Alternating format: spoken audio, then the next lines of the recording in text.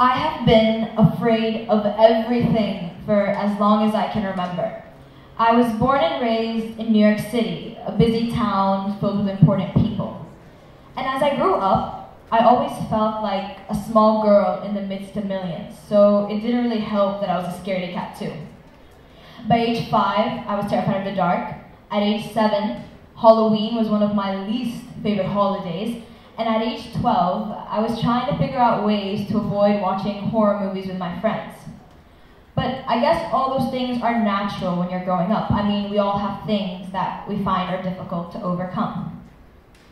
Around October 31st, in the 4th grade, my English teacher gave us an assignment: write something about Halloween. So naturally, most of the kids wrote about that time they went trick-or-treating or when their parents took them to buy their costume. But what I wrote was a fictional story about a girl who lived across the street from a haunted house. The story, which was double-spaced, filled with the largest handwriting possible, and my version of impeccable 4th grade grammar and spelling, talked about how the girl was able to overcome her fears and go trick-or-treating at the house. At the end of the lesson, I just handed in my notebook and left. The next morning, my teacher had the room set up in a circle, a clear indication that it was story time. So all the kids ran in, trying to fight for who would get the front row seat, and naturally I didn't get the front row seat because besides the fact that I was afraid of everything, I was also extremely non-athletic. But anyway, my teacher then proceeded to do something a bit different. Instead of her reading us a story, she handed me my notebook and asked me to read my story to the class.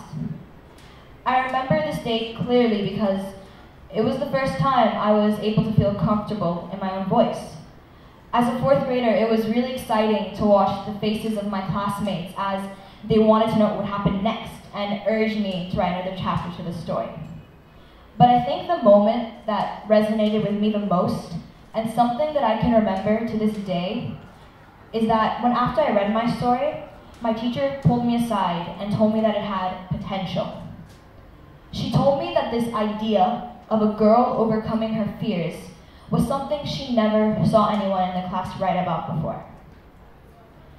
And that was the experience that started the love affair I have with writing. By the time I was a teenager, I was writing everywhere and about everything. The fight I got with my best friend, my hatred towards math class, or the British boy in my gym class with a really cute accent. And that's when I started to notice a trend. I was always writing about things I was trying to figure out. And as a result of that, I realized I was becoming less scared of the people or situations that once terrified me. And that's because I learned how to share my story. When I was asked to give a TEDx talk here, I was delighted and honored to say the least.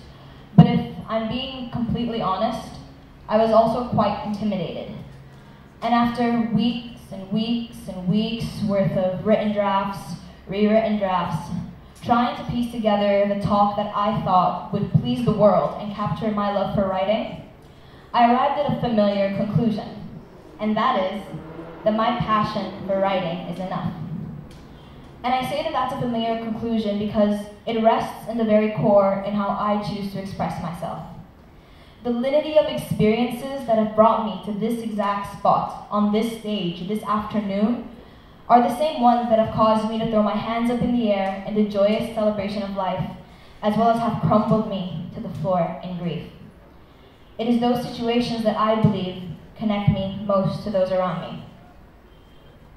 So that brings me to why I'm standing up here today, to urge you all to use writing to share your story. It's a terrifying thing, I know, but I'm not asking you to publish a poem or write a book. I'm asking you to find a way to work through your problems, because I'm sorry to say this, but we are never done growing. Progress can always be made, and we will always change, as are the things we are accustomed to believe. And that's why I write, because to me, it's like a navigation tool. I write because I still have things to figure out. I write because I still have things that scare me. And all that really takes is the willingness to craft your perspectives. And trust me, the effects are monumental. Because when you're writing to be mindful of yourself and the person you want to be. So yeah, that's all interesting and intriguing, but the question remains, how do you start? To me, there is only one cardinal rule people need to follow when they write, and that is to always be honest. Through doing so, you are already creating the richest and most honest platform that writers need. Being honest about your experiences, being honest about your fears, being honest about your actions, but most importantly, having the strength to be honest with yourself. It is only through this self-honesty that we can recognize where we are and what we need to do to progress. So let me try to give you all an example. Let's say I'm writing about somebody who did me wrong. I'll typically write about 3 things.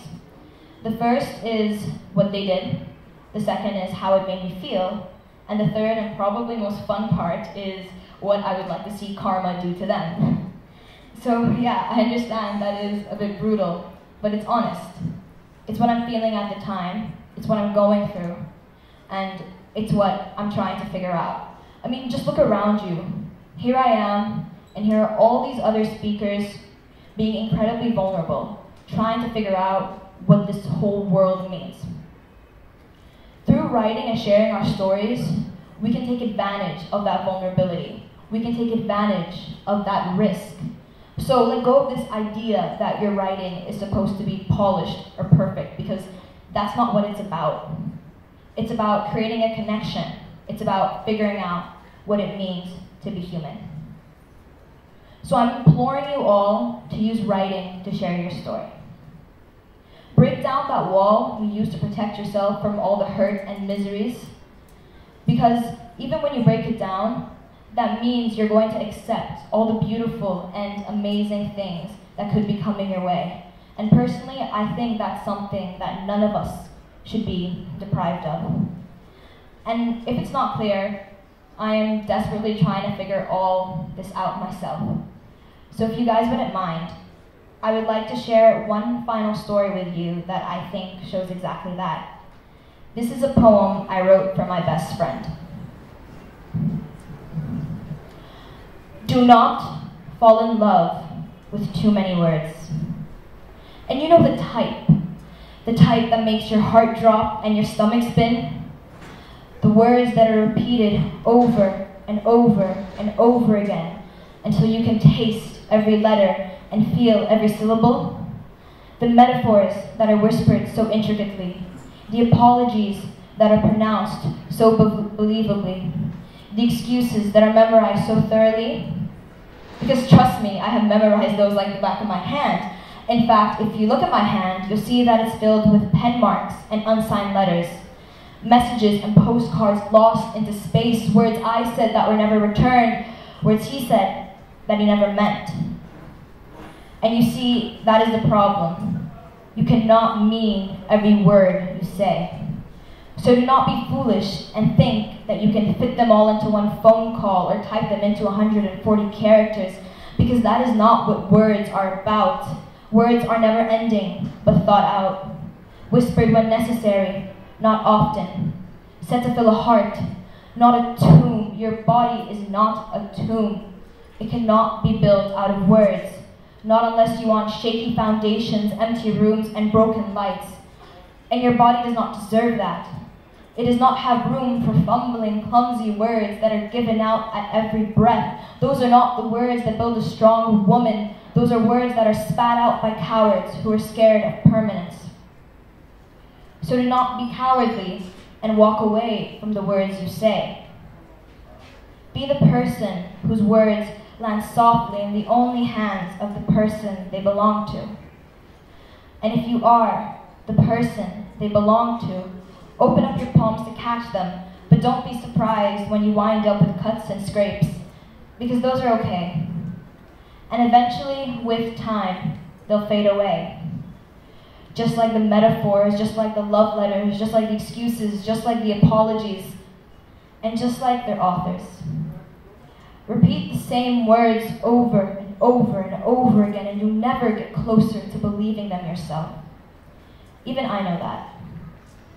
Repeat the same words over and over and over, and you only fall in love with the emptiness that they fill. You only create a tomb and leave room for the ghosts to nestle themselves in. So remember, darling, the words you thought you loved are just ghosts now, and it is because of this that you still keep them alive. Thank you.